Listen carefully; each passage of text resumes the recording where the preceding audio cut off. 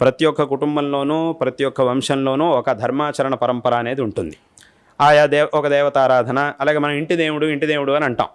ఒక్కొక్కళ్ళు మా ఇంటి దేవుడు ఈయన, మా ఇంటి దేవుడు వెంకటేశ్వర స్వామి, మా ఇంటి దేవుడు ఈశ్వరుడు, మా ఇంటి దేవుడు నరసింహస్వామి, అమ్మవారు, ఈయన రకరకాలుగా పూజిస్తూ ఉంటారు.